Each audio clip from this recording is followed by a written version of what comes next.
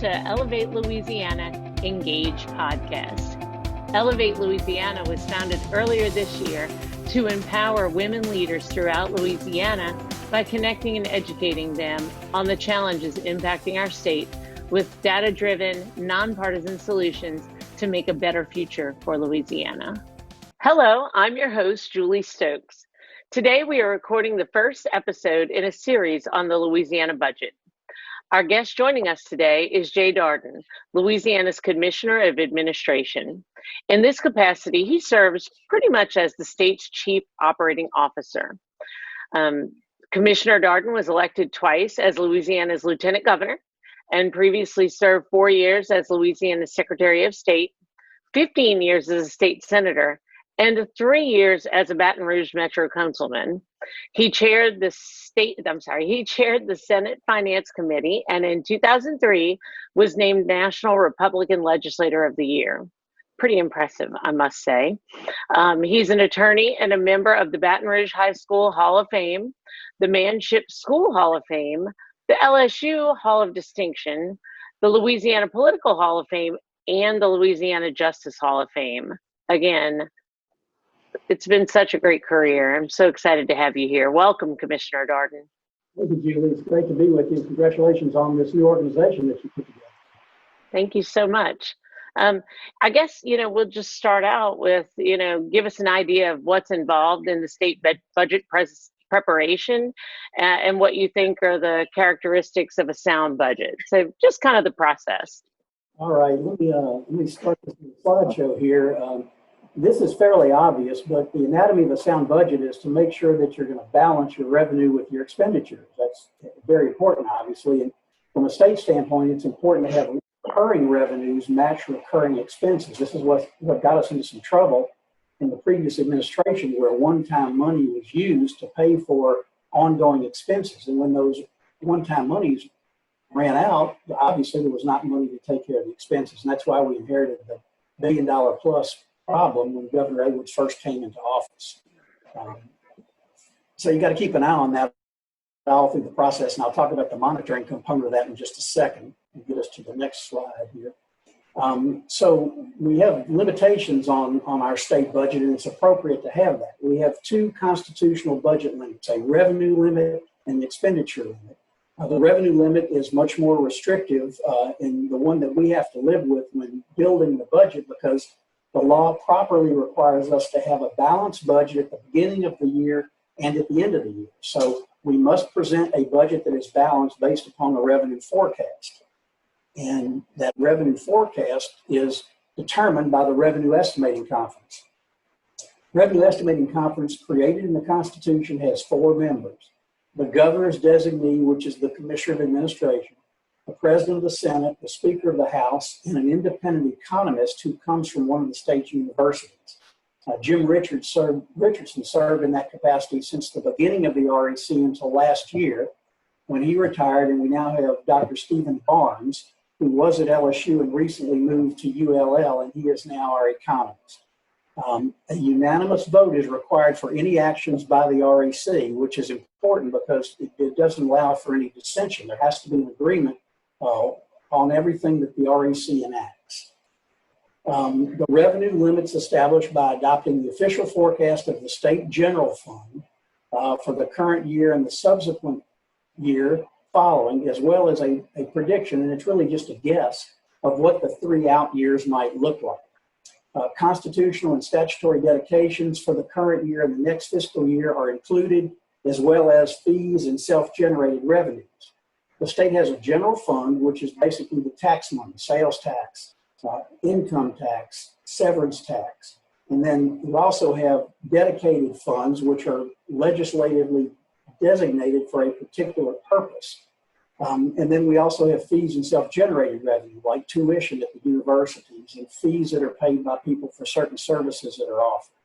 And the revenue limit, it's important to note this, cannot be changed by the legislature. Once the REC establishes the revenue level, that's it. That's what the budget is going to be for the year. Now, there's also an expenditure limit. It's set forth in the Constitution as to how you go about doing this. I won't go into a lot of detail about this, but it basically puts a limit on the amount of money that can be spent. And it's obviously typically greater than the amount of money that we have to spend. So that typically the revenue side is going to be less than what that expenditure limit would be. And there's a growth factor built into the expenditure limit. There was a proposed constitutional amendment on the November ballot that would have changed definitionally the expenditure limit that was voted down by the people. So it's going to stay just like it has been. You know, Commissioner, I had one question back on the REC, or the Revenue Estimating Conference. That I know for the life of the REC, there's been able to strike an agreement between all the parties that are on REC and go into session with a budget in hand, or a budgeted revenue estimate in hand. And I know that was an issue for the last few years. And has that resolved, or has there been an accepted budgeted revenue that's been accepted since lately? With the new administration, the answer to that is yes. What you're remembering is exactly correct. In the previous administration, we did not have agreement on a revenue estimate. So the governor was not in a position to present an executive budget that actually balanced with the revenue forecast. It never happened before. It was a very awkward situation for everybody. We got through it, but by the hardest in presenting a budget that technically was not the quote executive budget, because we didn't have a forecast for the year. With the new legislative leadership, we have not had that problem. We have reached agreement on a forecast, and I think we'll continue to be able to do so. REC is going to meet again in the second week of January. We're not meeting here in the month of December because all four of us recognize that there's so much uncertainty with this budget, and we're trying to minimize in-person meetings because of the resurgence of the pandemic. And so we're going to wait until the second week of January. And at that meeting, we will revise the forecast for the current year. Hopefully it'll stay close to where it is. And we'll establish a new forecast for the year that's going to begin on July 1st. And that revenue forecast for the next fiscal year will be what the executive budget is based on when we present it to the legislative joint committee on the budget in February. So that's what will start the entire process. And this kind of gives you the cycle, right? What we're talking about is a good segue into this, because right now in the month of November, the departments are giving us their budget requests. And our staff is going through those and preparing their recommendations to me for what the budget ought to look like. Later this month, we'll start our meetings, and in January, we'll have wall-to-wall meetings for most of January with all the departments in state government, where they get a chance to meet with me, and I tell them what we're planning for their budget. They get to appeal to me to do something differently than what we may be proposing. Sometimes we do, sometimes we don't. That'll lead to the presentation of a continuation budget in January. I'm not going to get into any detail on that, but that's projecting long-term budgets in the future that are not driven by what the REC says. So you don't anticipate the REC meeting having to be later to throw off the budgeting process time-wise? No, we've all agreed it'll be. We don't have the specific date yet, but it will be in the second week of January. That'll give our this time to properly evaluate the December revenue numbers. So we'll have 6 months worth of this fiscal year to base our revenue projection on. The economists will recommend a change if they deem it appropriate, either up or down, based upon the 6 months of actuals. And we will have a forecast I think we'll all be able to agree on that will take us into the legislative session that will begin in April. Perfect. So that kind of covers what's on this slide. The budget will be presented I think on February 28th, very, very much toward the end of February. And then the legislative session begins in April. And we will meet again, REC will meet again during the legislative session to once again adjust the budget forecast if need be. Right. I just want to mention there is a debt limit on overall state spending. It's not on overall state spending, I should say. It is an aspect of the budget that limits how much we can go into debt. Can't be more than 6% of the general fund and dedications as recognized by REC. So this is a very good provision of law that doesn't let us get in over our head on our debt, because every year we do go into debt. We have bond issues that fund capital outlay projects, construction projects, roads, highways, buildings, bridges, what have you. They're funded typically with general obligation bonds, and we usually have a bond issue at least once a year, but there's a limit on what we can do. And that's a very good thing, that we can't get into a situation where we've overextended ourselves on debt.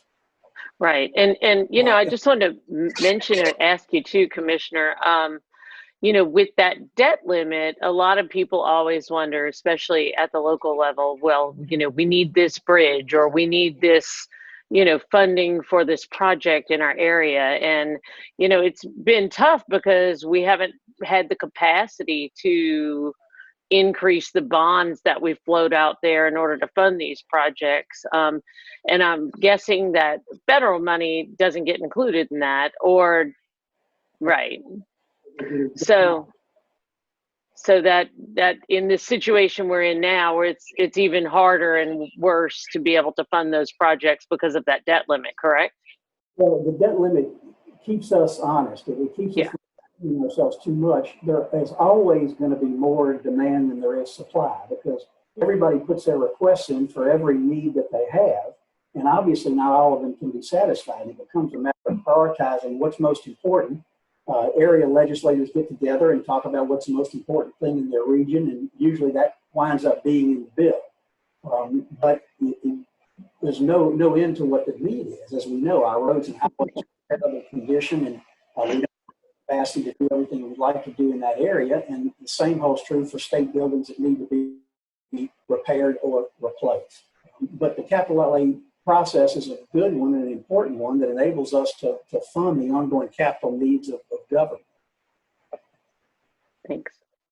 And finally, one other thing I'll mention in this area: we're in the final throes of a lengthy multi-year implementation of a new enterprise resource planning system that is transitioning our outdated, antiquated way of financing into a new system we're calling LaGov. It's tying together our budget process, our accounting, our state purchasing into one unit, one system. It's been a gradual implementation of moving departments into this new LaGov system, and we'll complete that process toward the end of 21.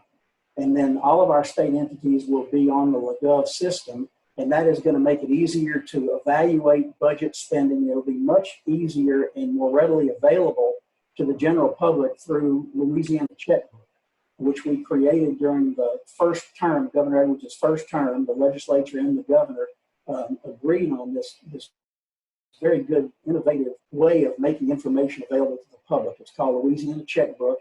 You go to Louisiana Checkbook and you can see every expenditure that the state is making once we complete this entire process. You can see invoices that are submitted by people doing business with the state. You can see checks that are literally written by the state to pay our obligations. So it's very much a transparency move that's going to be very beneficial to state government. Very exciting for the people. So that's really the overview, Julie, of the process and what we go through in order to prepare the budget. I think we want to talk a little bit now about the state budget and what makes up the budget and what our challenges are.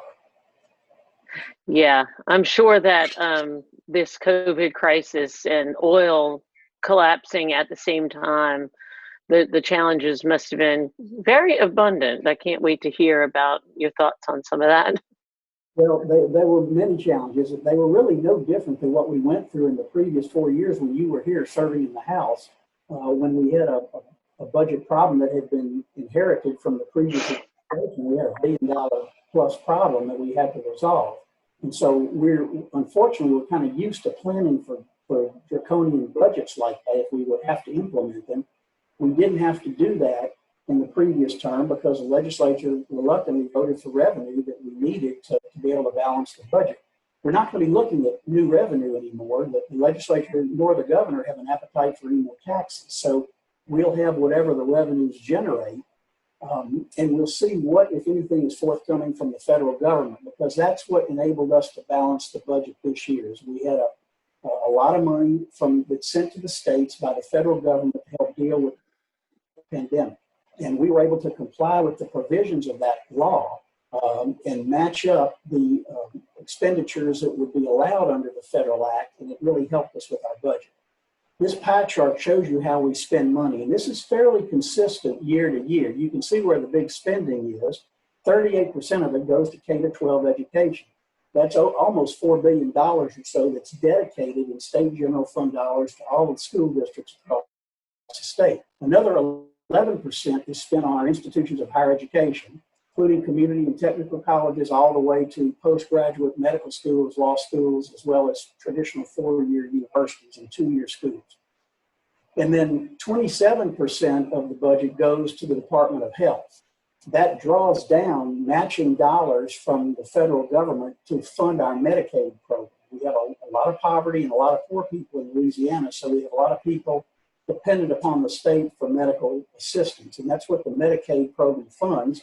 And you can see that together education and healthcare make up the large portion of the state's operating budget, and that's a fairly constant number each year. Our general fund is hovering around $10 billion based upon our tax revenue. It's down now in the forecast because of the pandemic and the reduction we've experienced in sales taxes and income taxes. But we're hoping that as calendar year 21 advances, we'll see a resurgence in the economy that'll get that number back up to where it was before. So that's kind of where we are. Well, I was going to say, and I don't know if you're going to touch on this, but the issues surrounding, discretional versus not discretional when it comes to spending. And the Department of Education, a lot of that money is non-discretionary, meaning that it's part of the formula that's in the Constitution. And then Department of Health, like you were saying, you draw down money on every dollar you spend. So when you don't spend the dollar, you don't get the $2 or so from the federal government, correct? Yeah, that's right. It's more like $3 plus. And that's, I don't have a slide that deals with the discretionary, but you pretty much nailed it. The Constitution directs how we spend certain dollars, and there are other obligations that we have to spend because, for example, of court orders or what have you. And that's called the non-discretionary spending. The money must be spent for those particular purposes.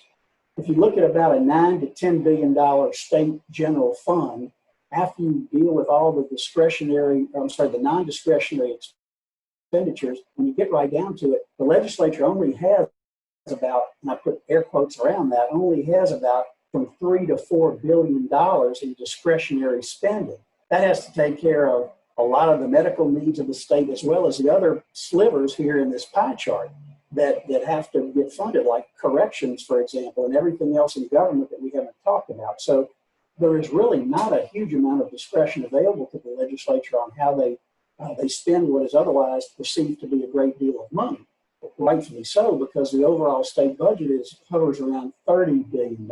When you throw in fees and federal dollars, because the federal dollars, when you match 3 to 1, for example, it's an awful lot of money that comes in from the federal government with strings attached on how it's spent. Right. Well, and it's kind of a popular misnomer that I know I, as a legislator, always heard that, all the cuts are always in healthcare and higher ed. And a lot of that higher ed problem, which it's been very difficult on higher ed over the last, as you mentioned, at least 8-9 years, because everything seems to come out of there. But if Department of Health draws down money and Department of Education really can't be touched, that leaves all those other slivers.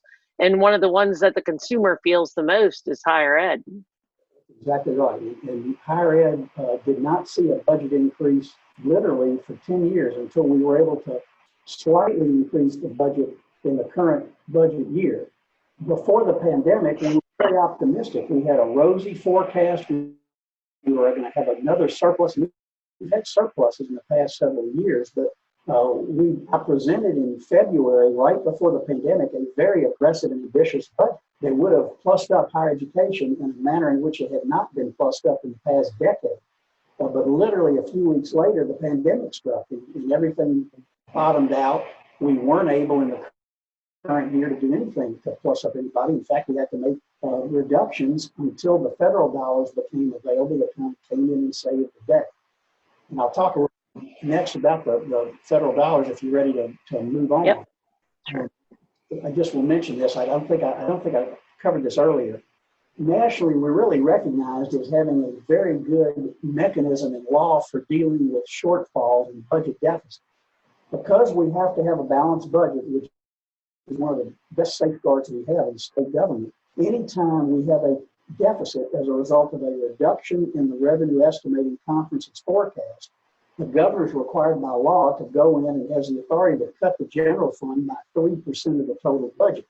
Then we have to go to the Joint Legislative Committee on the Budget, and we have authority to cut dedicated monies in general fund up to 5% of budget. So this is how we deal with mid-year budget cuts that you've heard so much about that have unfortunately been a reality up until this administration.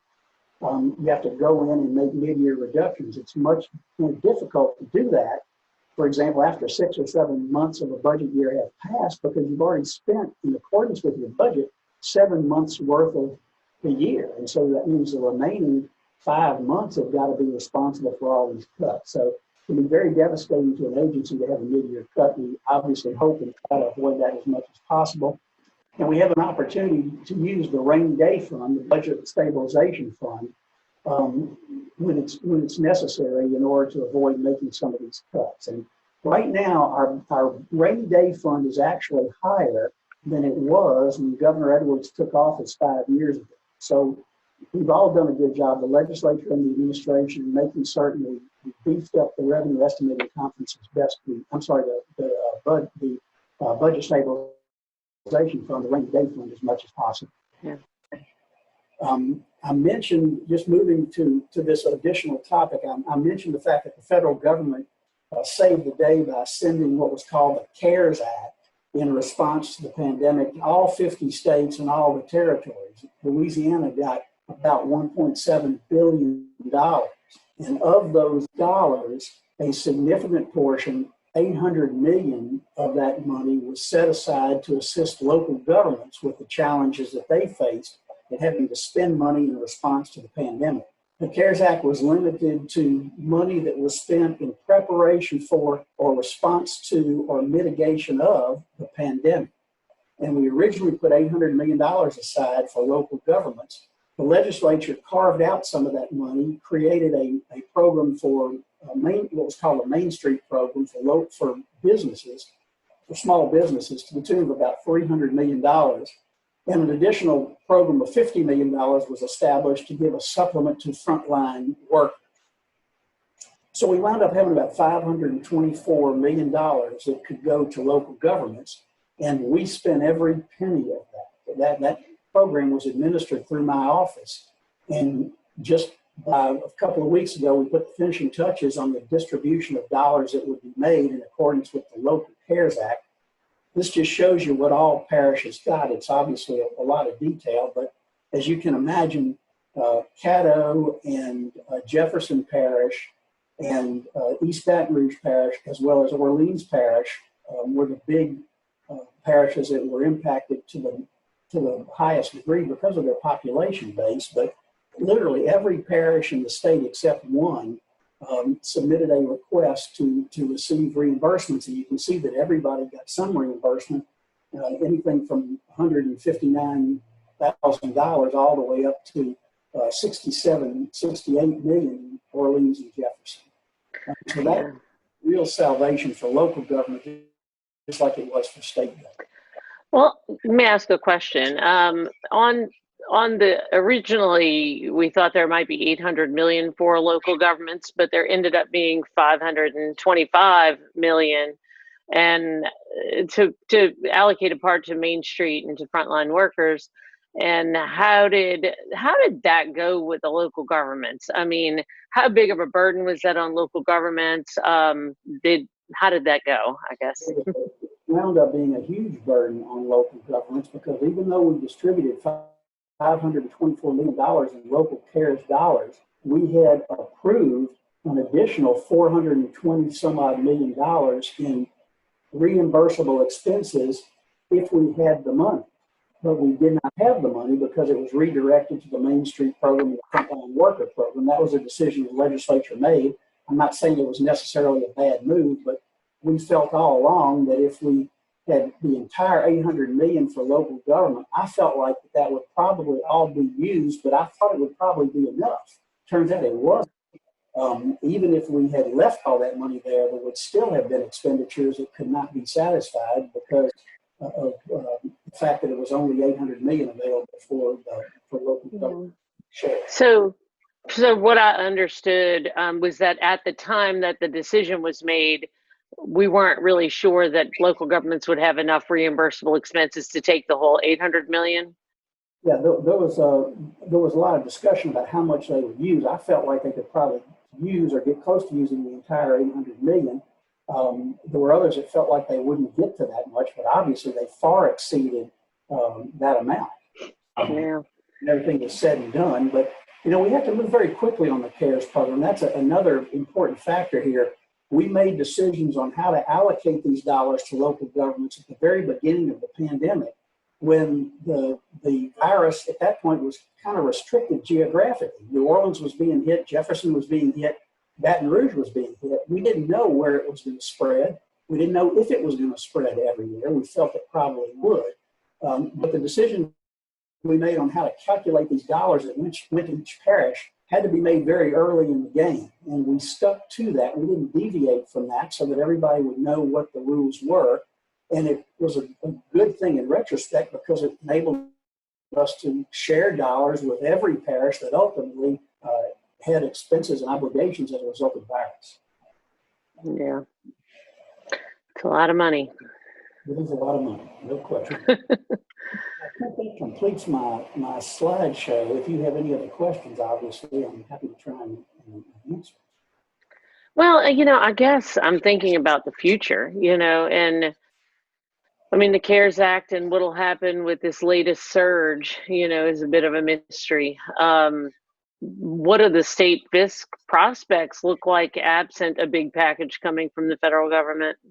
Well, we're at a very critical time right now. As I mentioned, REC is going to meet next month, and we'll make the projections on where we think we'll be for the remainder of this year, as well as what next year's budget is going to look like. We're expecting some activity from Washington this week as we record this. I mean, Congress has got to act pretty quickly. They're going to go home for the recess, and if this Congress is to act before they leave, they've got to do it in the next several days. The conventional wisdom, to the extent that there can be any coming out of Washington, is that they'll probably do something. We're not sure what. We're not sure what restrictions will be put on that money. The previous CARES Act dollars were tightly restricted. They could not go for lost revenue. They could only go to reimburse expenditures that were made related to the virus. I think there'll be a lot more liberal this time in terms of what states can do with that money. I certainly hope it will be.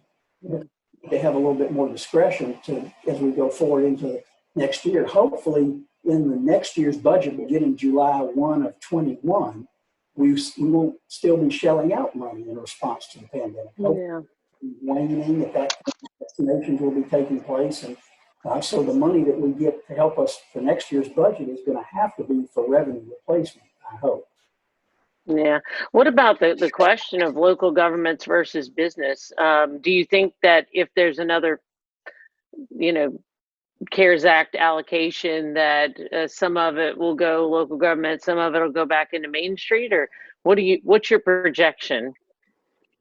I'm guessing, I don't know, but my guess is Congress will probably allocate money for states, for local governments, and for small businesses. I think they'll probably do it themselves instead of leaving it to the states to do. If they don't, I think there'll be a significant demand on the legislature and on legislatures everywhere to continue to support small businesses that have been hammered, obviously, during the past year. There have been economic losses and challenges, and all because of the fact that there had to be a clamping down on the economy because of the pandemic. As we've seen, when people aren't wearing masks and people are not properly socially distancing, you have these surges, and the virus is still here, and it's probably going to go away until we can have a vaccine that's going to be able to take care of the needs of the country. Right. Yeah. So what about, you hear all these numbers every day on COVID, and I saw another huge, spike, and not spike, but another continuation of what's a massive spike in Louisiana and certainly nationwide. You think there's any shot that we don't fall back into a really tough situation in a couple of weeks and into January? Well, I saw this morning Dr. Fauci is anticipating the Christmas problem is going to be worse than the Thanksgiving problem, which was worse than the Labor Day problem, or the go back problem. When everybody starts congregating more, we've seen clearly there have been surges and spikes in cases. And it really kind of depends on how people comply and continue to comply in Louisiana as well as all across the country with what states are having to do to control the spread. I understand the mindset of people who won't wear masks, who refuse to wear masks, or who think that this is some kind of a hoax. When you look at the tragic fatalities all over the country and you see the hospital numbers and you understand the pain people are going through and the problems that families are having, this thing unfortunately is very real and it's very viral, obviously, and it will take vaccinations on a large scale basis to end the pandemic as we know it. Hopefully, as everyone is saying, there's light at the end of the tunnel, and we feel like in 21 things are going to get better, and it's going to take a few months into the year before the vaccinations can be spread around enough to really do the kind of good that needs to be done. Yeah, to make a dent in it. So, I'm wondering for this fiscal year, are we anticipating a surplus right now?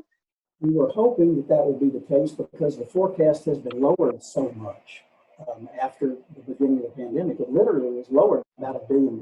So, but it's also a reflection of the reality of the economy. I was hopeful we would have a surplus in the current year. I think at the end of the day, we probably will. Not sure. It depends on where REC goes and what happens in the next few months. But obviously, a very healthy surplus in the last fiscal year, almost $500 million. And we had $200 million or so in the year before that. So we surpluses. And surpluses are a good thing. You're going to have a surplus, you're going to have a deficit at the end of a budget year. You're never going to hit it right. And so it's a good thing to have a surplus because it lets us invest money in our rainy day fund. It lets us take care of some of pressing needs that may not have been covered already in the current year budget. And certainly that'll be the case this year. What's the price of oil right now in comparison to how it's in the budget? I don't know. I haven't checked in the past couple of days as to what it is. In the budget, we have it, I think, somewhere low 40s, if I'm remembering correctly, maybe in the high 30s. Revisit that again. But, oil revenue is not the be-all and end-all of state government. It used to be. In the 1980s, it was about 40% of the state's budget was based on royalty and severance tax. Now it's around 10% or so. So it's no longer the economic driver of our revenue picture. It's still an economic driver of our economy, though, because it's a part of what we do. And so it drives sales taxes, drives income taxes, but it's not the main driver in the state's budget, which is mostly sales tax and personal income tax. Right. Well, after all of those years where we had mid-year cuts and budget deficits and, mid-year cuts, obviously you can't set a budget with a deficit, but, the mid-year cuts. And, what happened in the last 4 or 5 years? What did we do? And just a brief overview to get out of that mess of that cyclical, budget deficit mid-year cut. Combination of two things. First of all, this administration did not use non-recurring dollars to fund recurring expenses. We live within our means, and we only spend what was deemed to be recurring. That is, it's going to come back year after year after year. That was a huge part of the solution. It seems like a simple, obvious way to handle a budget, but it's not the way it was handled in the previous administration. Every year they would go find pots of money that were not going to come back, and they would use that to build up the budget so they wouldn't have to make dramatic cuts and they wouldn't have to raise taxes. The Governor General would not even consider, and therefore the legislature didn't either, any revenue source. Instead, they lived in this fiction, lurching from year to year with non-recurring dollars funding recurring expenses. We said, no, we got to be in the real world. And the legislature, conservative though it is, recognized that the only way to fix things was to raise revenue. And the legislature voted to raise a significant amount of revenue.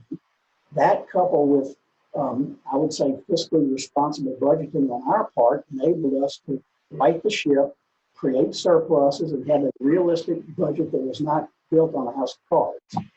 Yeah. Yeah, it was kind of a perfect storm, at the end of the Jindal administration and the beginning of the Edwards administration. Just a cataclysmic event of using up all the one-time money at the same time that oil crashed and just the world came tumbling down around us. So now that, go ahead. That all the one-time money got expended and ran out just about the time that term was ending and this one was beginning. And whoever had been governor would have inherited this mess. That's right. There's going to be a potential $2 billion problem with the budget that the new legislature and the new governor would have to have faced. And obviously, the legislature faced it and we fixed it. Yeah. Well, and it was a big deal because if you remember what you said just a little while ago, there's maybe $3 billion to $4 billion of discretionary income to make cuts. And when we walked in what was that, 2016, 2017, 27? Yeah. We walked in with a $2.1 billion deficit, and having to figure out cuts. And everybody, you included, who were there, and you were an instrumental part of trying to help them fix things, but took a look at what those cuts would look like, and even the most conservative anti-tax lawmakers got to say, we simply can't sustain that. We can't close universities. We can't not provide medical care. We can't do the kind of things that were very realistically going to happen if there was not a solution. That's right. That's right. It's hard to govern. Governing is a difficult thing, and you can't govern by rhetoric. I mean, you could try. It's very easy to be in the legislature and to throw bombs. And I know that. I did it during times that I was a legislator. I came in as the guy throwing hand grenades over the wall in the Edwards administration, calling for less government, smaller government, making cuts and proposed cuts. And so I understand it is very difficult to make cuts, and it's very easy to throw bombs when you're not governing. But when you're in the majority, you've got to govern, you've got to make decisions. You have to make responsible decisions. Right.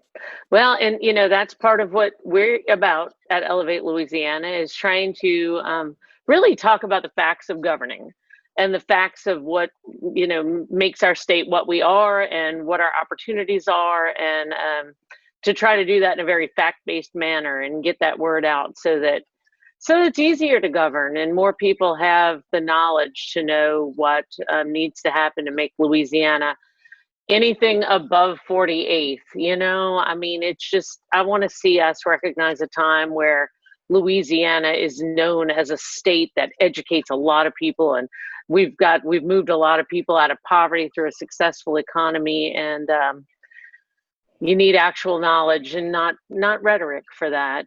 We're never going to move off the bottom of those lists until we recognize the importance of education and the need to provide enough dollars to make it work. And there's no expression, don't confuse me with the facts. And unfortunately, there are a lot of people who don't want to get confused by facts. And the political rhetoric gets in the way of making the kind of progress that we need.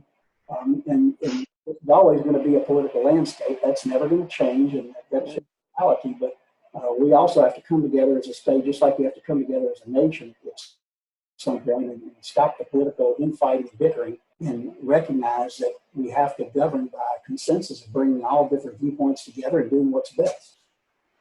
Well, amen. Your group again, I think it's great that you're getting people engaged and understanding facts and trying to become advocates to help move Louisiana off the bottom of those lists. Thank you. Well, we really appreciate you sharing the last 30, 40 minutes with us. It's probably about all the time we have for today, but we want to thank you so much, Commissioner Jay Dardenne, for being here. Thank you so much. This will air soon, and when you hear this, you can know that on January 29th, we do have planned a symposium where the commissioner and several other speakers will be speaking to our group. It'll probably be a hybrid event. It's hard to tell these days, but it will be on the 29th. We have an agenda. Whether or not there's some portion of it that will be allowed to be actually in person with a very safe COVID protocol or not, we will have an event, albeit physical or virtual or a little bit of both. So you can also go to our website at ellevatela.org, and beware that that is Ellevate with two L's in the word elevate. So it's ELLE, vatela.org.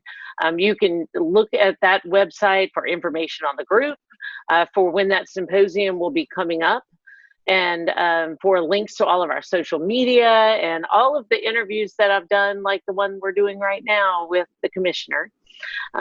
Since this was the first of the 4-part series on the state fisc, I really hope that you'll join us at that symposium on the 29th.